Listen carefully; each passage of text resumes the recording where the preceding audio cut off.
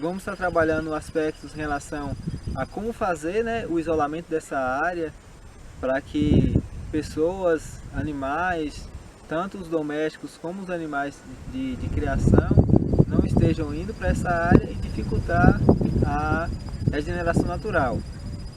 Vamos trabalhar também como a gente pode estar verificando se a regeneração está ocorrendo com a diversidade que deve acontecer, se já está tendo a ocorrência de plantas pioneiras, das secundárias, se o meu solo é o solo adequado para que ocorra essa regeneração, se eu não tenho muitas plantas invasoras, né? Porque o que a gente vê que em áreas de pastagem tem muita ocorrência de gramíneas e a depender das condições dessa gramínea, ela compete muito forte, né, com as plantas nativas e acaba não possibilitando que ocorra essa regeneração da forma mais correta possível.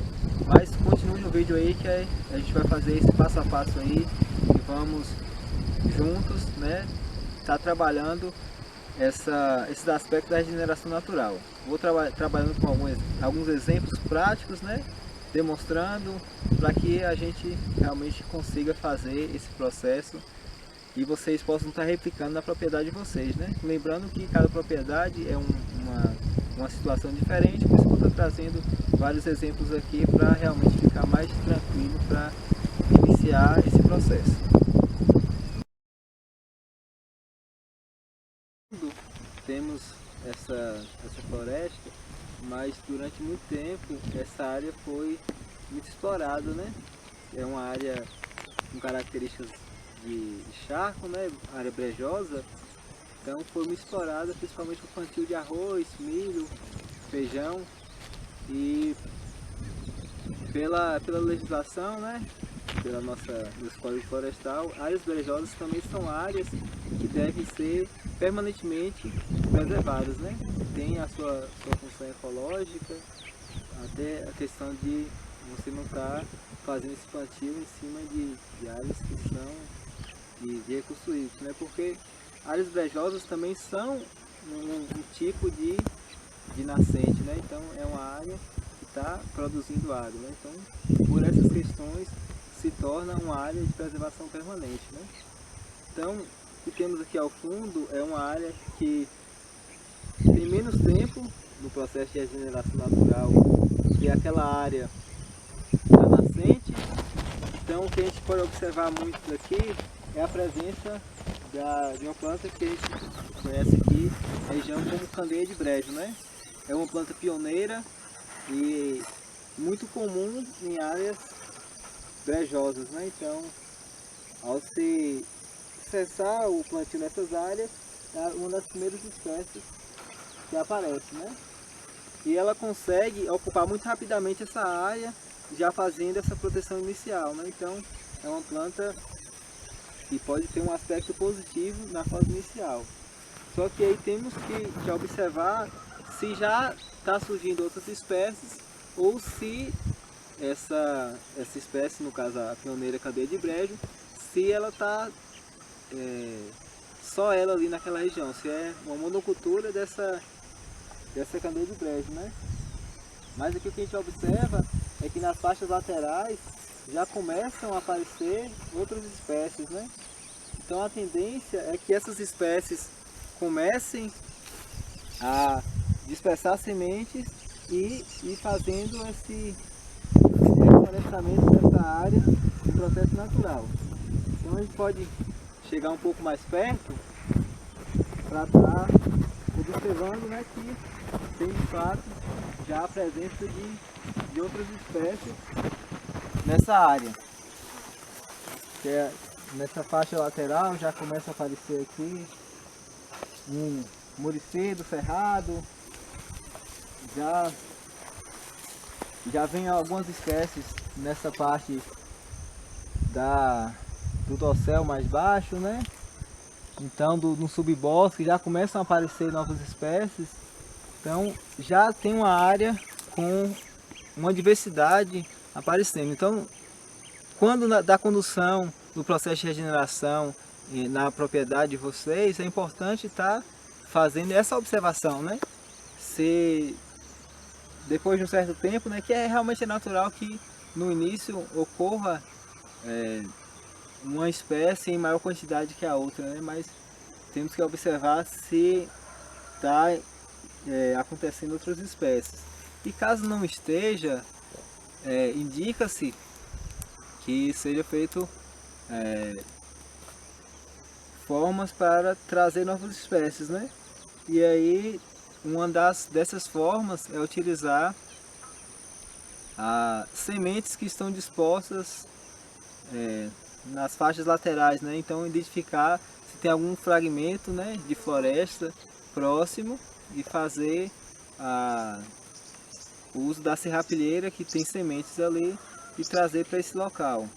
E também, se for necessário, tá utilizando, criando espaços, né, para que os pássaros e mamíferos venham para essa área dispersar sementes, né? Então se pode fazer atrativos, né, artificiais, poleiros, para que essas aves venham para essa área e assim dispersando semente e aumentando a diversidade de espécies ali nessa área e possibilitando assim uma regeneração mais efetiva.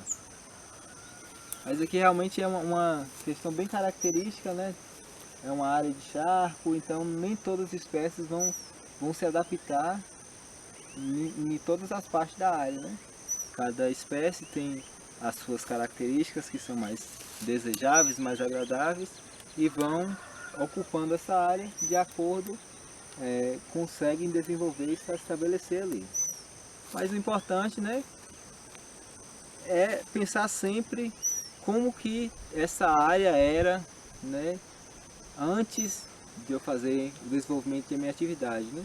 Você pode estar fazendo isso observando áreas do entorno. Eram áreas diversas, tinha muitas árvores, as árvores não eram altas, eram baixas, então é muito importante estar observando essas questões, né? Porque a regeneração é isso, é voltar ao estado natural. Então, você só vai estar sabendo se ela está voltando a esse estado natural quando você fizer a observação da área de entorno e fazer esse comparativo.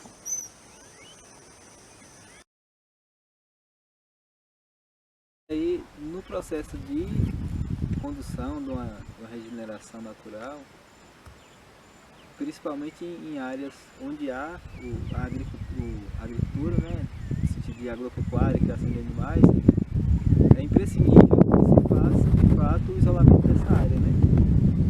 A gente vê aqui, estaremos à nossa esquerda, começando a chegar numa área de mata ciliar, né? Um APP de mata ciliar. E aqui foi feito o isolamento dessa área com arame farpado, para evitar que o gado dessa área de pastagem venha a entrar nessa área que está no processo de regeneração. Então, na propriedade de vocês, o primeiro passo é fazer a delimitação dessa área de preservação permanente, né? Nesse caso aqui estamos trabalhando com a área de preservação permanente para mata ciliar. Para rios com até 10 metros de largura, são obrigatórios a preservação de 30 metros contados a partir do leito do rio. Então é o caso aqui nessa propriedade e nessa faixa de preservação, né, de 30 metros para rios com até 10, deve-se ser feita essa recuperação dessa área. Aqui a gente optou por estar fazendo de fato essa recuperação via regeneração natural. Na verdade, já tínhamos, né, esse hábito de fazer essa preservação há um bom tempo, desde antes dessa aprovação do Código Florestal, né? Então ele só veio reafirmar e aqui agora a gente fez esse isolamento dessa área, né? Uma área até que vai além desses 30 metros, né? Então é importante de fato ter esse isolamento e que a gente não faça uma cerca que seja com os fios muito próximos, né? Porque temos que entender que essa é uma cerca para evitar que o gado ou outros animais que você tem na propriedade cheguem até essa área de preservação permanente, né? Mas temos que considerar que existem animais, né? Animais silvestres que vivem também nessa área, né? E esses animais, eles precisam transitar. Eles vão fazer essa passagem nessa área, que é de mata ciliar, e essa área pode ser um dos caminhos para a passagem desse animal. E a partir do momento que se eu fizer uma cerca que impeça a passagem desses animais, eles podem estar se machucando, podem estar tendo essa alteração, né, esse impacto no seu modo de vida natural, né? Então temos que ter isso em mente, que minha cerca é para evitar que o gado entre nessa área de mata ciliar, né?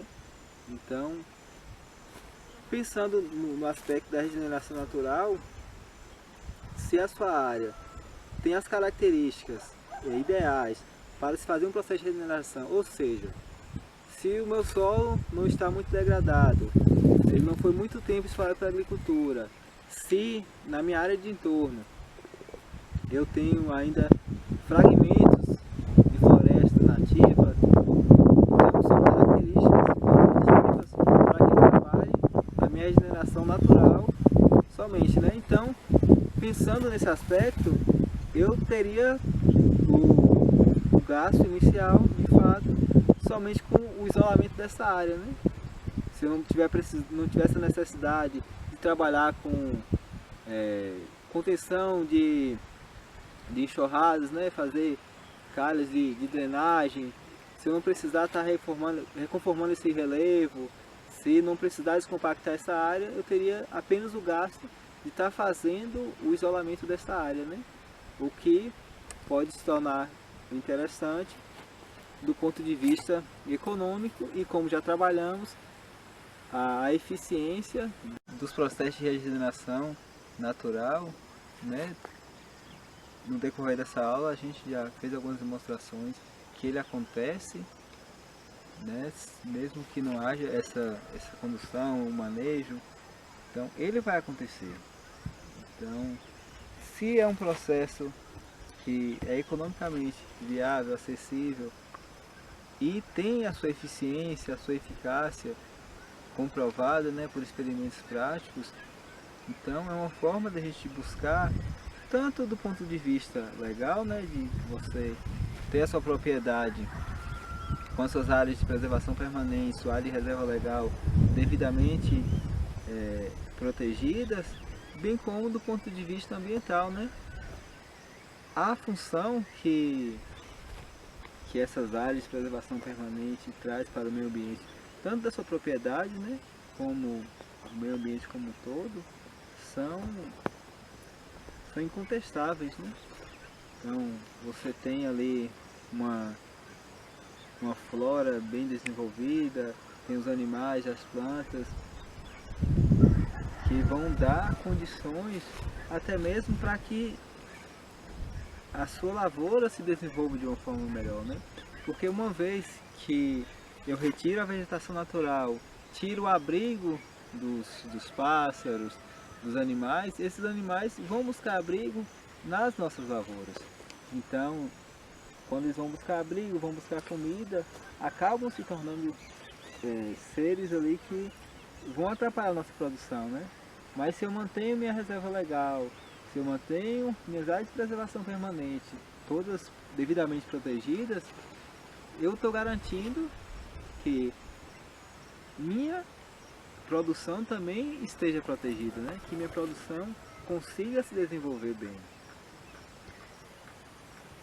Então, o que a gente quer mesmo é fazer com que as coisas funcionem da melhor forma possível, com respeito à natureza, e que não seja algo oneroso para você, produtor.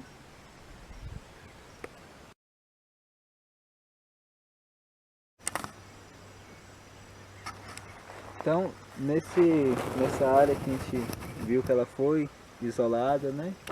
Tem a cerca para evitar que o gado venha estar entrando nessa área aqui. A gente já pode estar percebendo que muitas espécies diferenciadas já começam a ocupar esse espaço. Ainda que na parte inferior tem ali a minha pastagem, você pode perceber o capim ararico que ainda está bem forte aqui, mas essas plantas já começam a aparecer. E se a gente observar os locais onde realmente tem uma quantidade maior de plantas, já tem essa diminuição do capim, né? E até mesmo se a gente trazer para uma área que o interesse da gente é a pastagem, quando essa área você não faz daquela arroçada dessa área, o capim não vai conseguir se desenvolver. Então no processo de regeneração é justamente isso. Eu paro de fazer a minha roçada, então as plantas vão vir para fazer o sombreamento do capim. Como o capim ele gosta desse sol, precisa desse sol pleno, ele não consegue se desenvolver em área sombreada. Então, se eu tenho uma área que o capim não está vindo atrapalhar que essa planta desenvolva, como essa área aqui, podemos perceber que tem já diversas espécies diferentes, né? E tem se desenvolvido, já está conseguindo fazer essa diminuição da quantidade de capim que tem aqui na área. Então já percebemos que a regeneração está acontecendo aqui de uma forma bastante proveitosa, né? E aí eu volto a reafirmar, por que nessa área aqui está sendo de fato possível o acontecimento dessa regeneração natural? É uma área que está do lado de um fragmento de mata, já no estado avançado, então tem essa condição, né? Então não tem nenhuma uma barreira entre essa mata virgem e minha área que está em processo de regeneração. Então a tendência é que essa mata ela vá avançando para a área do capim até que o capim não consiga mais se desenvolver pela falta de luminosidade nesse subbosque, né? Então o que a gente espera é que toda essa área que está com algumas plântulas saindo, ela chegue no estágio final de regeneração natural daqui 10, 15, 20 anos e realmente seja uma mata que tenha 80% ou mais das suas características iniciais. Até a distância é uma adaptação das atividades de assistência técnica e extensão rural do Bahia Produtiva. Projeto do Governo do Estado da Bahia por meio da Secretaria de Desenvolvimento Rural do Estado da Bahia, executado pela CA, Companhia de Desenvolvimento e Ação Regional, com recursos provenientes de acordo de empréstimo com o Banco Mundial.